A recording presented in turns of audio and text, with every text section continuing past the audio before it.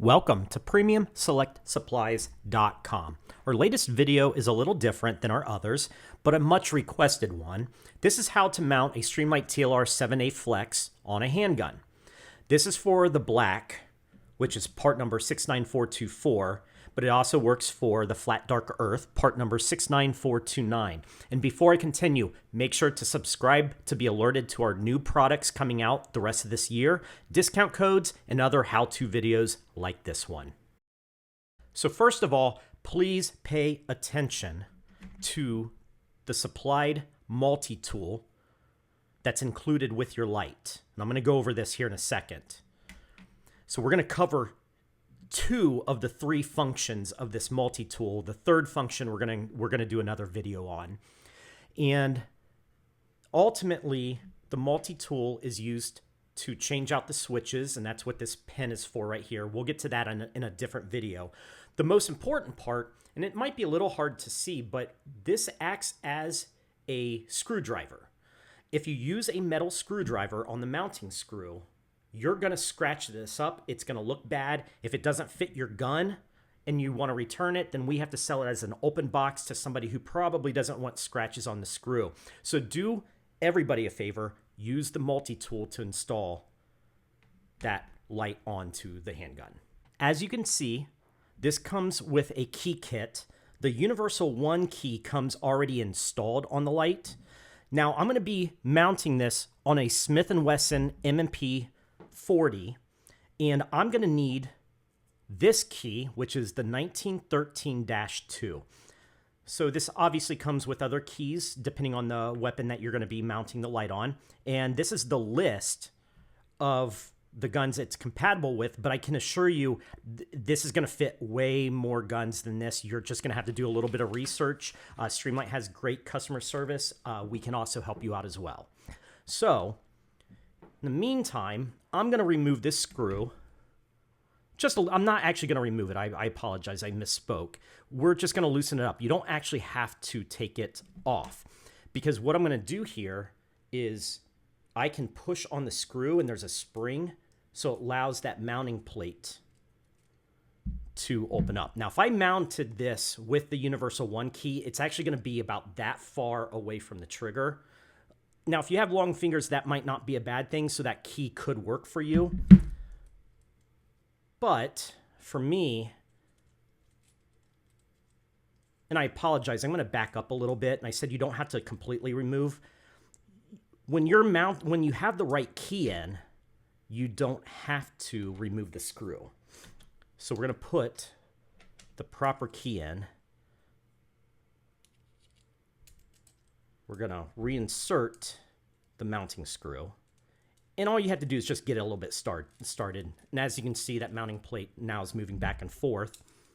So then I can take this and I can get this closer to the trigger guard using the 1913-2.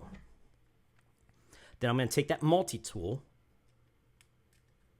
and probably easier just to do finger tighten, and then once you get it down, then switch to the multi-tool. And we're going to do this until it's firm. I have seen somebody use this too tightly and it's damaged the plastic, so just be careful of that. By the way, if you ever lose this or you ever damage it, you can get these through us or through Streamlight, I believe. But definitely we can get these for you if you lose one. So now the light is mounted. The switch is close to the trigger guard versus further away. And as you can see, it's pretty well flush with the barrel. So now we have one more step to install this light. So this comes with a couple E-clips. Basically, the second one is extra. And this is what an E-clip looks like.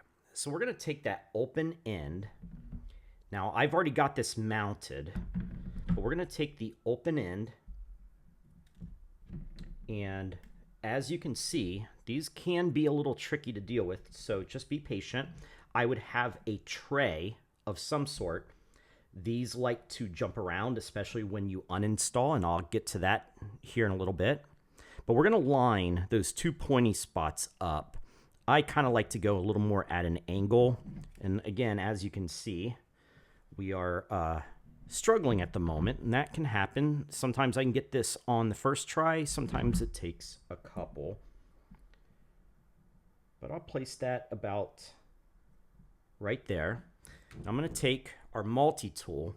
On the other side of the multi-tool, you're going to see a curve, but it's flat, and here you're going to see more of an indentation, okay? So what I'm going to do is I'm going to take the indentation part, that curve, and that's going to match up with the closed side of the E-clip, and I'm going to simply push that on, and it's going to snap right into place. Got that right away, so that's really good. That's going to prevent the screw from backing out from the vibrations of firing your gun, okay? Now, from here, here's what I'd recommend. Let's say you want to uninstall this completely. We're going to take that screwdriver again, and we're going to get that mounting screw, and we're going to back this out as far as we can. And again, remember, it's spring-loaded, so if I press the screw, it's going to press that mounting bracket, and I can slip that light off. This is going to make it easier to uninstall the E-clip because you need to be able to shut this 100%, but it doesn't shut 100% while it's on a gun. So I can even finger do this. And I like to take this little pointy side of the multi-tool, that's to remove the switches, and just to kind of get this around the threads, get this lined up. I'm going to take now here's that curved part we used to install. We're going to use the opposite side, the flat side, line it up against the points. And this is where the E-clip can jump off anywhere, or it can just come off very easily right into my thumb right here. And I'm going to push that off. And again, it can take a couple tries. If you feel like that E-clip is down in that groove too much, you can move that around a little bit. That will raise it on the screw.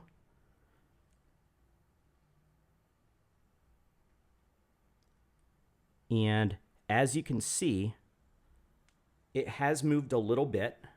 So now you just have to kind of get in there.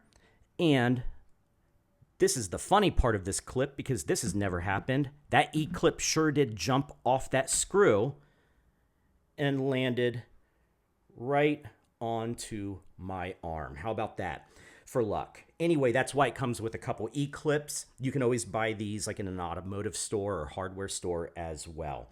So that's how you are going to uninstall that E-clip, as glamorous as that looked. So these instructions work for most of the TLR 7 and 7 sub models, although the sub models, there could be some subtle differences, especially with the key. One of them comes with a few keys. Some of them only come with the one installed. So keep that in mind, but it also works for the TLR 8 AG Flex as well. So thank you for watching. Now for the time that you're being rewarded for watching this entire video, if you use code YT10 at checkout at premiumselectsupplies.com, that's YT10 at checkout, you're going to get 10% off plus free shipping. And that's at premiumselectsupplies.com. Thank you for watching.